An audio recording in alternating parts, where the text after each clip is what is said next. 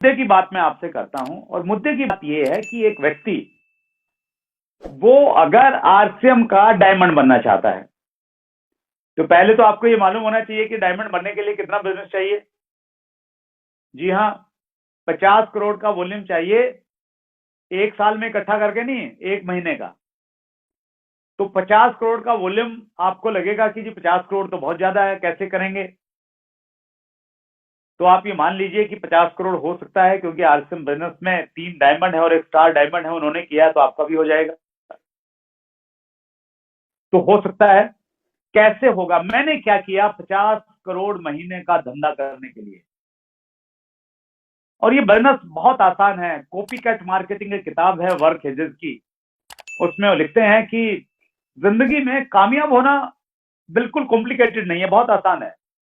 बस आपको ये करना है, जिस क्षेत्र में आप कामयाब होना चाहते हैं उस क्षेत्र के कामयाब लोगों को देखिए कि वो क्या करते हैं, जैसा वो करते हैं हूबहू आप वैसा कीजिए, उनको कॉपी करना शुरू कर दीजिए। जैसे वो कपड़े पहनते हैं वैसा कपड़ा पहनिए, जैसे वो बोलते हैं वैसा बोलिए, जिन लोगों में उठते बैठते हैं वैसे उठना बैठना शुरू कर दीजिए, जो किताबें पढ़ते हैं वैसी किताबें पढ़ना शुरू कर दीजिए। एज इट इज अगर आप उनको कॉपी करेंगे तो कुछ सालों के बाद आप बिल्कुल उनके मुकाम पे पहुंच जाएंगे। और डायरेक्ट सेलिंग की तो यही खूबी है, ये डुप्लीकेशन का बिजनेस है। जो आदमी जितना ज्यादा नकलची होगा ना, जितना ज्यादा नकलची होगा, कॉपी करने में मास्टर होगा, वो उतना जल्दी इस बिजनेस में कामयाब हो जाएगा। और कॉपी करने में थोड़ी सी कॉमन सेंस चाहिए।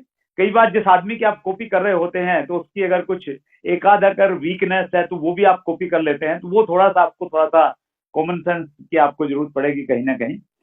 तो राइट, मैंने क्या किया, कुछ पॉइंट्स मैं आपके साथ में शेयर करना चाहता हूं। पहला काम मैंने ये किया कि आरसीएम बिजनेस को अपनी टॉप प्रायोरिटी पे रखा।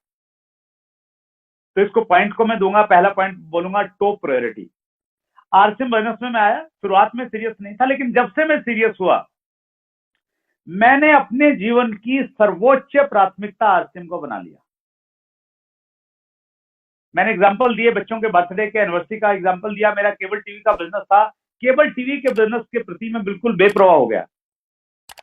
उसमें से जो पैसा आता था वो आना बंद हो गया, कंपटीशन हो गया, मतलब संभाला ही नहीं मैंने। विवाह, शादी, रिश्तेदारी सब नाराज हो गए। मैंने फुल्ली फोकस रह के आरसीएम बिजनेस में काम किया। मैं ऊपर वाले का हमेशा शुक्रिया अदा करता हूं कि आरसीएम बिजनेस में आने के बाद में मेरी एक होम मीटिंग भी कैंसिल नहीं हुई आज तक। वो इसलिए नहीं हुई क्योंकि मैंने आरसीएम बिजनेस को अपनी टॉप प्रायोरिटी पर रखा। और आप भी अगर बड़ी कामयाबी चाहते हैं तो आप टॉप प्रायोरिटी पे रखिए आरसीएम बिजनेस को, फोकस रह के काम कीजिए। मैं लोगों को देखता हूं, वो कहते हैं जी मुझे 5 साल हो गए, मुझे 7 साल हो गए। 7 साल हो गए हैं, 7 साल में उनकी बातें नहीं बदली, उनका तरीका नहीं बदला, उनके विचार नहीं बदले, उनका ढंग नहीं बदला, उन्होंने कुछ सीखा नहीं। 7 साल में वो 70 काम करके वापस लौट के आ जाते हैं।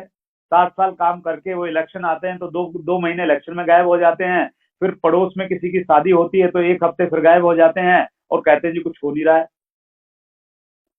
आपको फोकस्ड रह के कंसिस्टेंसी के साथ में टॉप प्रायोरिटी पे रख के काम करना पड़ेगा। दूसरा काम जो मैंने किया वो मैंने आरसीएम बिजनेस को मैंने ज्वाइन किया। प्रोडक्ट हमारे पास में बहुत ज्यादा नहीं थे, सिस्टम समझ में आ गया था। मैंने बिल्कुल 100% एनर्जी आरसीएम बिजनेस पे लगाई। डायरेक्ट सेलिंग में प्रॉब्लम क्या होती है, जब आप काम करते हैं ना तो दूसरे लोग आपको अप्रोच करते हैं। जब उनको मालूम चल जाता है ना यार आरसीएम का बंदा है, इसकी टीम में 100 लोग हैं, 200 लोग हैं, तो वो आपके आएंगे, आपको धीरे से बोलेंगे, पहले तो आपसे बातचीत करेंगे कि आपके बारे में, आपसे मिलना है, आपके बारे में थोड़ा जानना है, प्लान के बारे में। और वो आपके पास आएंगे और चुपके से अपना प्लान दिखाएंगे और आप बता देंगे कि आजा मेरी गाड़ी में बैठ जाए, इसमें बहुत कुछ पैसा है, ऐसा है, ये है, वो सारी चीजें।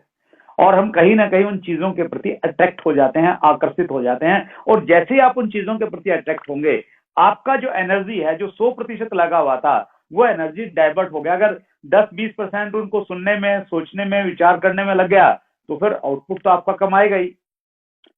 तो मैंने क्या किया, मैंने कहीं पढ़ा कि जो वो जो टांगे में जो व्यक्ति घोड़ा जोतता है, तो वो अच्छी स्पीड लाने के लिए घोड़े के दोनों तरफ, दोनों नजरों के साइड में एक ब्लिंकर लगा देता है।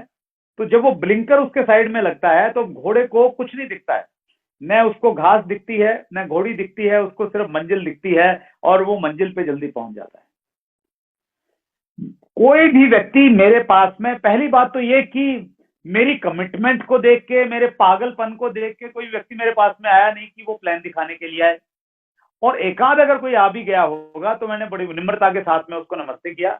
मैंने कहा भाई साहब, आपकी कंपनी मान लिया बहुत बढ़िया है, आपका प्लान बहुत बढ़िया है, आपके प्रोडक्ट मतलब जो है ना वो आसमान से आए हैं, इससे बढ़िया कुछ है नहीं, लेकिन मैं आरसीएम बिजनेस को लेके कमिटेड हूं और मेरा कमिटमेंट है कि मैं जिंदगी भर आरसीएम करूंगा, इस कमिटमेंट के साथ में आया हूं, प्लीज मेरा कमिटमेंट मत तोड़िए।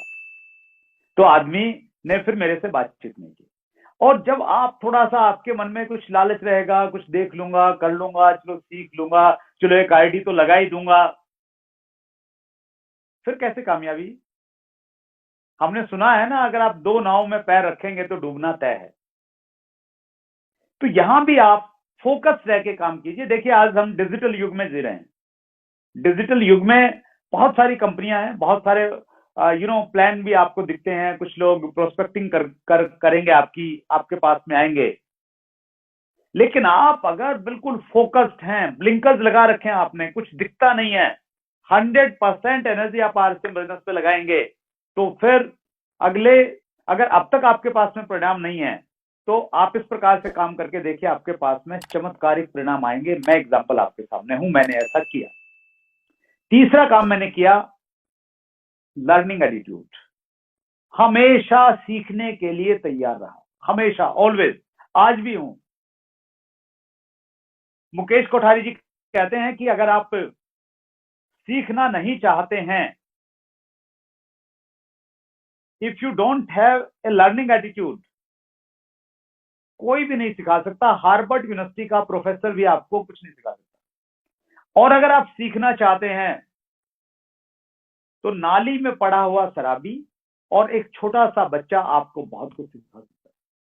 वो नजरिया होना चाहिए सीखने का। मैंने बहुत सीखा, मैंने बहुत सारी किताबें पढ़ी, मैंने मीटिंग सेमिनार में जब मैं जाता था ना, आज भी उसको मैं आज भी फॉलो करता हूं। अगर 5 घंटे की मीटिंग है ना तो मैं पानी पीने के लिए नहीं उठा कभी, आगे की सीट पे बैठता था और बस पूरी मीटिंग में नोट्स बनाता रहता था, लिखता रहता था। और मैं देखता था लोग 5 बार उठ जाते थे 5 घंटे में, तो चाय पी के आते थे, टहलते थे जैसे पिकनिक मनाने के लिए आए हैं। हमारे जमाने में उतनी ज्यादा ऑडियो वीडियो नहीं रहती थी, आज तो सोशल मीडिया पे, यूट्यूब पे भरमार पड़ी है आपके पास में। तो मुझे अच्छे से याद है, एक बार कोई एक मीटिंग थी और उस मीटिंग के बाहर में कुछ कैसेट बिक रही थी, एजुकेशनल टेप। एक टेप मैंने वहां से खरीदी और मैं उसको लेके घर पे आया। रात को शायद 2 बजे पहुंचा होऊंगा मैं। 2 बजे पहुंचने के बाद घर पे टेप रिकॉर्ड था। मैंने उस टेप रिकॉर्ड में टेप को लगाया, मुझे नींद नहीं आ रही थी। उस टेप को मैंने पूरा सुना, कंप्लीट सुना। सुनने के बाद में सोया, मुझे ये था कि मैंने सीखना इसमें है क्या, वो वाला पागलपन। जब मेरे पास में बहुत सारा पैसा नहीं था उस समय, मैंने ट्रेनिंग के ऊपर में बहुत खर्च किया।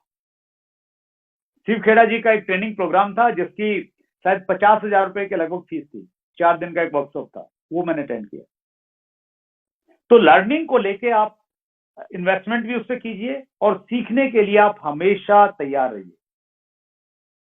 सीखना बंद तो जीतना बंद।